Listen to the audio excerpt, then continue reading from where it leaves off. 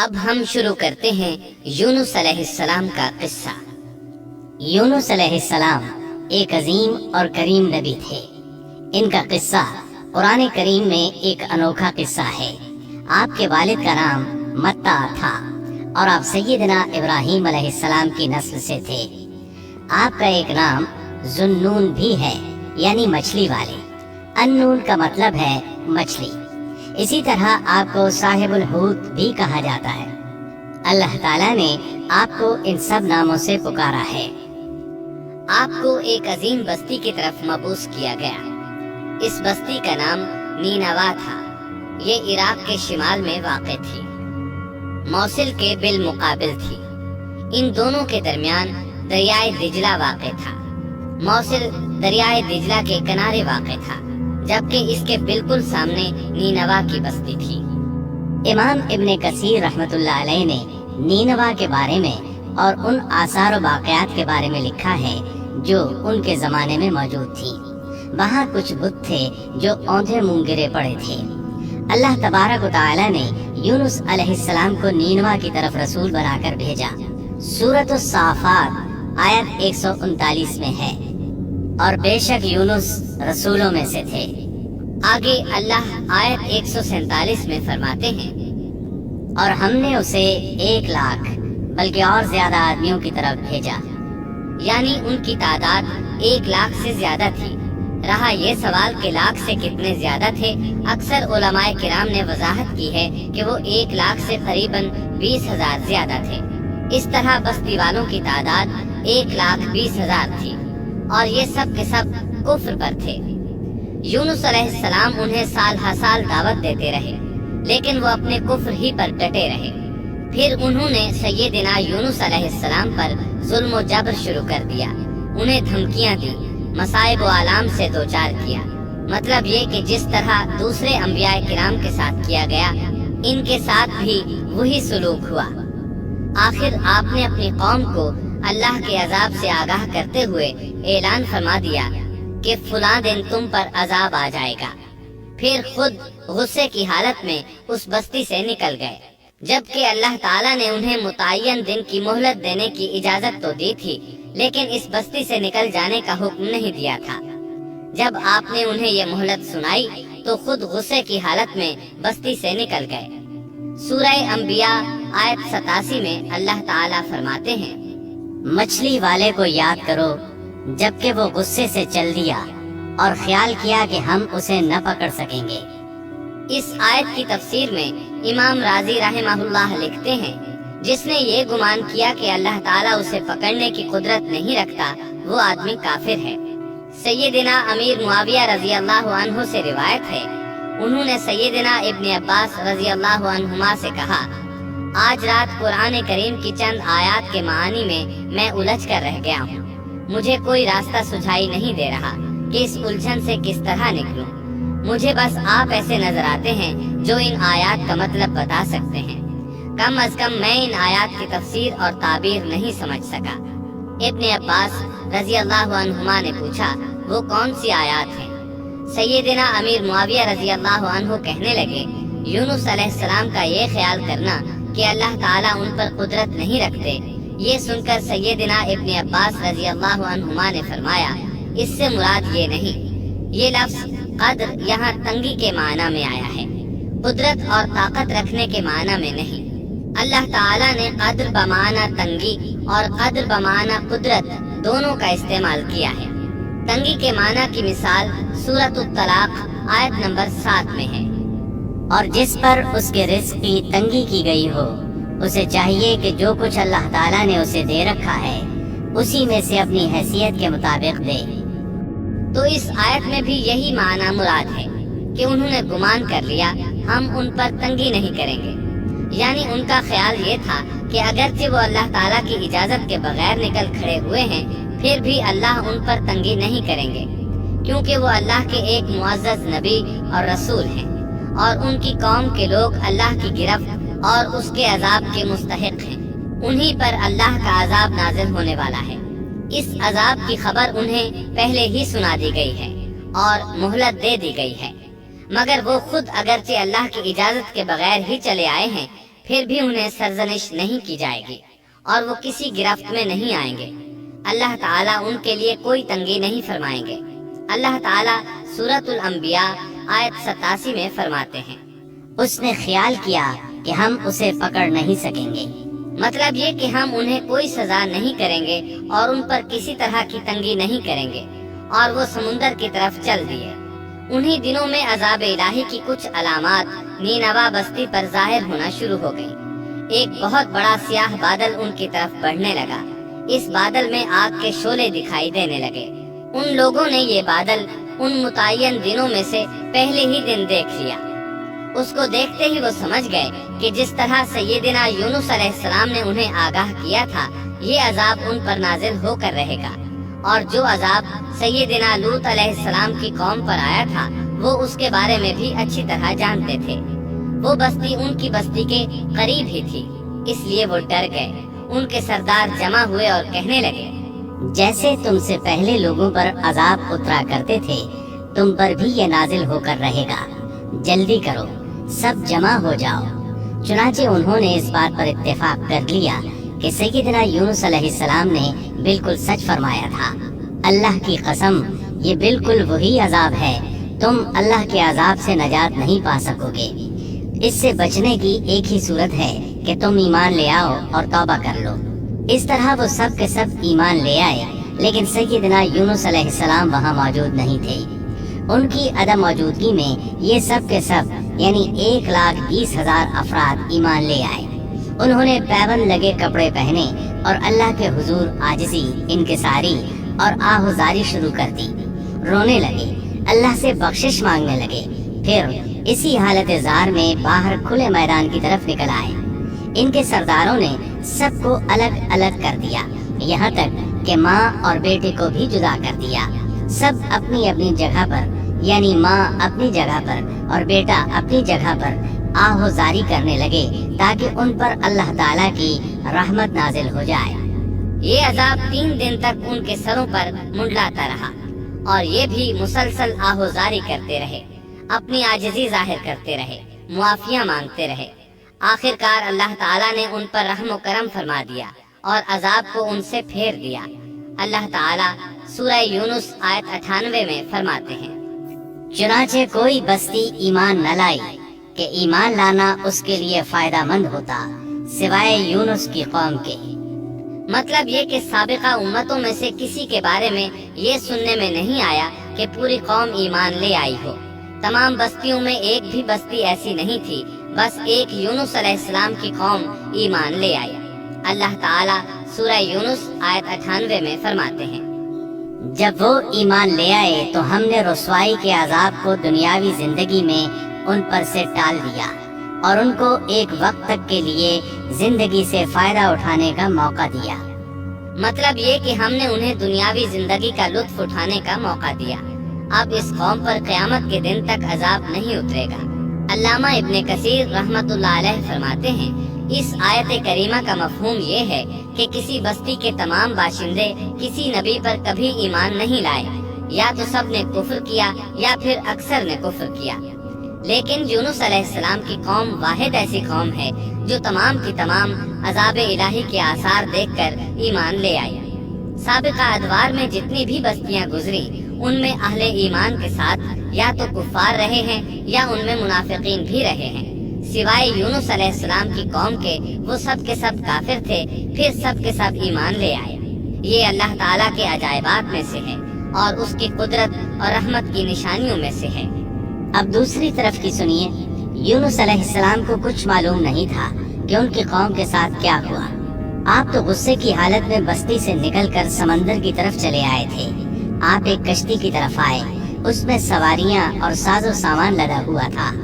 اللہ تعالیٰ سورۃ الصافات آیت 140 میں فرماتے ہیں، جب وہ بھاگ کر بھری کشتی پر پہنچے، کشتی روانہ ہوئی، موجیں اٹھیں، سمندر میں طغیانی آئی، یوں لگتا تھا کہ بس ابھی غرق ہوئے۔ کہنے لگے، بوجھ ہلکا کرو، اپنا ساز و سامان سمندر میں پھینک دو۔ چنانچہ انہوں نے اپنا ساز و سامان سمندر میں پھینک دیا۔ اس طرح کشتی کچھ ہلکی ہو گئی، لیکن ضرورت کے مطابق ہلکی نہ ہو سکی۔ اب وہ کہنے لگے، کسی کو سمندر میں گرانا ضروری ہے تاکہ کشتی مزید ہلکی ہو جائے، ورنہ یہ ڈوب جائے گی۔ جلدی کرو، قرع ڈالو۔ جس کے نام کا قرع نکلتا جائے اسے سمندر میں گراتے جاؤ اور بار بار یہ عمل دہراتے جاؤ یہاں تک کہ کشتی ہلکی ہو جائے۔ چنانچہ قرع ڈالا گیا۔ سب سے پہلے یونس علیہ السلام کا نام نکلا۔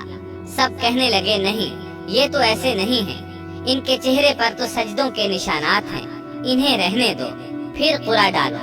چنانچہ پھر قرع ڈالا گیا، پھر انہی کا نام نکلا۔ سب نے تعجب کیا۔ تیسری مرتبہ پھر قرع ڈالا گیا، اس بار پھر یونس علیہ السلام ہی کا نام نکلا۔ اللہ تعالیٰ سورۃ الصافات آیت 141 میں فرماتے ہیں، پھر قرآن اندازی ہوئی تو یہ مغلوب ہو گئے۔ ہر بار انہی کا نام نکلا۔ آخرکار ان لوگوں نے انہیں پکڑ کر سمندر میں گرا دیا۔ تو پھر انہیں مچھلی نے نگل لیا۔ حوت بڑی مچھلی کو کہتے ہیں۔ اللہ تعالیٰ نے حوت کو القاء فرمایا، انہیں کھانا نہیں، نہ ان کے جسم کو کوئی گزند پہنچے۔ یہ اس مچھلی کو اللہ تعالیٰ کے احکامات تھے۔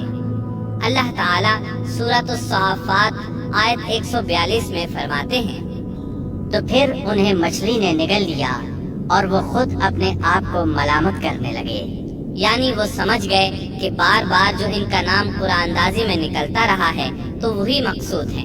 چنانچہ خود کو ملامت کرنے لگے، اور یہ ملامت توبہ کی ابتدا ہے کہ انسان خود کو ملامت کرتا ہے۔ اب یونس علیہ السلام مچھلی کے پیٹ میں تھے۔ اللہ کی قدرت، آپ مچھلی کے پیٹ میں 3 دن تک رہے۔ بعض روایات میں 7 دن اور زیادہ سے زیادہ مدت 40 روز آئی ہے۔ آپ نے مچھلی کے پیٹ میں اللہ تعالیٰ کو پکارا۔ اللہ سورۃ الانبیاء آیت 87 میں فرماتے ہیں، آخر کار وہ اندھیروں کے اندر سے پکار اٹھے۔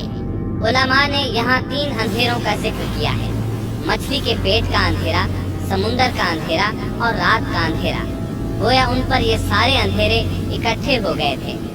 اللہ سورۃ الصافات آیت 143 اور 144 میں فرماتے ہیں، بس اگر یہ پاکی بیان کرنے والوں میں سے نہ ہوتے تو لوگوں کے اٹھائے جانے کے دن تک اس کے پیٹ ہی میں رہتے۔ مطلب یہ کہ اگر آپ اللہ تبارک و تعالیٰ کی تسبیح نہ بیان کرتے تو مچھلی کے پیٹ ہی میں رہتے۔ آپ نے دعا نہیں مانگی بلکہ اللہ عز و جل کی تسبیح بیان کی۔ روایات میں یوں بھی آتا ہے کہ جب مچھلی آپ کو سمندر کی اتھاہ گہرائی میں لے گئی تو آپ وہاں آبی مخلوقات کی تسبیحات کی آوازیں سننے لگے۔ گویا اللہ تعالیٰ نے انہیں القاء فرمایا کہ آپ بھی تسبیح کریں۔ اللہ سورۃ الانبیاء آیت 87 میں فرماتے ہیں، بالآخر وہ اندھیروں کے اندر سے پکار اٹھا کہ الہی تیرے سوا کوئی معبود نہیں، تو پاک ہے، بے شک میں ظالموں میں ہو گیا۔ چنانچہ یونس علیہ السلام کی وہ دعا جو انہوں نے مچھلی کے پیٹ میں مانگی تھی وہ یہی ہے، لا الہ الا انت سبحانک انی کنت من الظالمین۔ جو بھی مسلمان یہ دعا اپنی کسی حاجت میں مانگے گا اللہ تعالیٰ اس کی دعا ضرور قبول فرمائے گا۔ یہ دعائے مستجاب ہے، مقبول دعاؤں میں سے ہے۔ اسی دعا کے بعد اللہ تعالیٰ نے یونس علیہ السلام کو اس پریشانی سے نجات عطا فرمائی۔ اللہ سورۃ الانبیاء آیت 88 میں فرماتے ہیں، تو ہم نے اس کی پکار سن لی اور اسے غم سے نجات دے دی، اور ہم ایمان والوں کو اسی طرح بچا لیا کرتے ہیں۔ ایک صحابی نے نبی کریم صلی اللہ علیہ وسلم سے پوچھا، اے اللہ کے رسول صلی اللہ علیہ وسلم، یونس علیہ السلام نے جو دعا مچھلی کے پیٹ میں مانگی کیا وہ صرف انہی کے لیے تھی یا ان کے بعد اہل ایمان کے لیے بھی ہے؟ تو آپ نے فرمایا، یہ دعا یونس علیہ السلام کے لیے خاص تھی اور سب اہل ایمان کے لیے عام ہے۔ جو بھی اس دعا کو پڑھے گا اللہ اسے رنج و غم سے نجات دیں گے۔ ایک قول کے مطابق تقریباً 40 روز آپ کی شب و روز یہی دعا رہی۔ اس مدت کے ختم ہونے پر اللہ تعالیٰ نے آپ کی دعا کو قبولیت بخشی۔ مچھلی ساحل پر پہنچی، انہیں کنارے پر ڈالا اور واپس چلی گئی۔ اس بات کو اللہ تعالیٰ نے سورۃ الصافات آیت 145 میں یوں بیان فرمایا ہے، بس اسے ہم نے چٹیل میدان میں ڈال دیا اور وہ اس وقت بیمار تھے۔ آپ وہاں اسی طرح لیٹے رہے۔ پھر اللہ کی قدرت سے آپ کے قریب ایک بیلدار درخت اگا، جیسا کہ سورۃ الصافات آیت 146 میں ہے، اور اس پر سایہ کرنے والا ایک بیلدار درخت ہم نے اگا دیا۔ اس کدو کے درخت کے متعلق مورخین کا کہنا ہے کہ اللہ تعالیٰ نے اس درخت کا انتخاب اس لیے فرمایا تھا کہ اس درخت کے پتے چوڑے ہوتے ہیں، ان کے سائے میں انہیں ڈھانپ دیا گیا تاکہ ہوا سے اذیت نہ پہنچے، اس لیے کہ ان کے جسم سے جلد اتر گئی تھی۔ پھر اس درخت سے خوشگن خوشبو بھی آتی تھی، اس خوشبو نے انہیں فرحت بخشی۔ پھر کدو کی خوشبو میں ایک خصوصیت یہ تھی کہ حشرات الارض کو دور رکھتی ہے۔ اللہ تعالیٰ نے انہی خصوصیات کی وجہ سے اس بیلدار درخت کا انتخاب فرمایا تھا تاکہ آپ ہر طرح کی تکلیف سے محفوظ رہیں۔ یہ ہے اللہ کی قدرت، سبحان اللہ۔ اسی طرح مفسرین یہ بھی کہتے ہیں کہ اللہ تعالیٰ نے ان کے پاس ایک پہاڑی بکری بھیج دی، وہ آپ کے قریب آتی اور آپ کے سر کے اوپر اپنی ٹانگیں پھیلائے کھڑی ہو جاتی۔ اس طرح اس کے تھن آپ کے منہ میں چلے آتے اور آپ ان سے خواہش کے مطابق دودھ پیتے۔ یہ تھا آپ کا کھانا اور پینا۔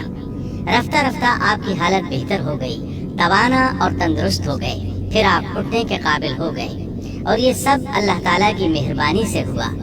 جب آپ کی صحت لوٹ آئی تو اللہ تعالیٰ نے آپ کو پھر آپ کی قوم کی طرف بھیجا، جیسا کہ سورۃ الصافات آیت 148 میں ہے، اور ہم نے اسے 1,00,000 بلکہ اور زیادہ آدمیوں کی طرف بھیجا، بس وہ ایمان لے آئے اور ہم نے انہیں ایک زمانے تک عیش و عشرت دی۔ وہ سب کے سب آپ پر ایمان لے آئے تھے۔ اللہ تعالیٰ نے اس قصے کے ذریعے نبی کریم صلی اللہ علیہ وسلم کو اشارہ فرمایا ہے کہ دعوت دیتے ہوئے اکتانا نہیں۔ اللہ سورۃ القلم آیت 48 میں فرماتے ہیں، اور مچھلی والے کی طرح نہ ہو جائیے، ان لوگوں کو دعوت حق دیتے رہیے۔ دیکھیے وہ سال ہر سال دعوت دیتے رہے لیکن اکتائے نہیں، ان سے مایوس نہیں ہوئے۔ ان کی پوری بستی میں سے ایک بھی ان پر ایمان نہیں لایا تھا، لیکن جب ان سے مایوس ہو گئے تو انہیں اللہ کے عذاب سے آگاہ کر دیا اور منہ پھیر کر چل دیے تو وہ سب کے سب ایمان لے آئے۔ اللہ تعالیٰ سورۃ القصص آیت 56 میں فرماتے ہیں، آپ جسے چاہیں ہدایت نہیں دے سکتے، بلکہ اللہ تعالیٰ ہی جسے چاہتا ہے ہدایت دیتا ہے۔ اس قصے میں بہت بڑا سبق ہے کہ کسی بھی حالت میں اللہ کی رحمت سے مایوس نہیں ہونا چاہیے اور نہ ہدایت کے معاملے میں اپنی ذات پر بھروسہ کرنا چاہیے۔ ہدایت تو بس صرف اللہ تعالیٰ ہی کی طرف سے ہے، آپ کے ذمے تو پیغام حق پہنچا دینا ہے۔ اللہ سبحانہ و تعالیٰ کے ذمے ہدایت سے نوازنا ہے۔ اللہ تعالیٰ نے انہیں پاک صاف بنا دیا، انہیں چن لیا۔ اللہ خود ہی سورۃ القلم آیت 50 میں وضاحت فرماتے ہیں، اسے اس کے رب نے پھر نوازا اور اسے نیک لوگوں میں کر دیا۔ امام مسلم نے ایک حدیث روایت کی ہے کہ نبی کریم صلی اللہ علیہ وسلم نے فرمایا، تم میں سے کوئی شخص ہرگز یہ نہ کہے کہ میں یعنی محمد یونس بن متا سے بہتر ہوں، یعنی یوں نہ کہے کہ میں سیدنا یونس علیہ السلام سے افضل ہوں۔ وہ اس طرح کہ وہ تو اپنی قوم کے ایمان لانے سے مایوس ہو گئے تھے اور میں مایوس نہیں ہوں، اس طرح بالکل نہ کہے، کیونکہ بالآخر اللہ تعالیٰ نے آپ کو چن لیا اور برگزیدہ بنا لیا اور صالحین میں داخل کر لیا۔ اس واقعے میں نبی کریم صلی اللہ علیہ وسلم کو جو ہدایت دی گئی ہے اس کا ذکر سورۃ القلم آیت 41 میں آتا ہے، بس تو اپنے رب کے حکم کا صبر سے انتظار کر اور مچھلی والے کی طرح نہ ہو جا۔ مطلب یہ کہ یونس علیہ السلام کی مانند نہ ہو جائیے جو اپنی قوم کے ایمان لانے سے مایوس ہو گئے تھے۔ یقیناً دین کی دعوت اور حق کے پرچار میں یہ بہت عظیم سبق ہے کہ داعی اللہ کو کبھی مایوس نہیں ہونا چاہیے۔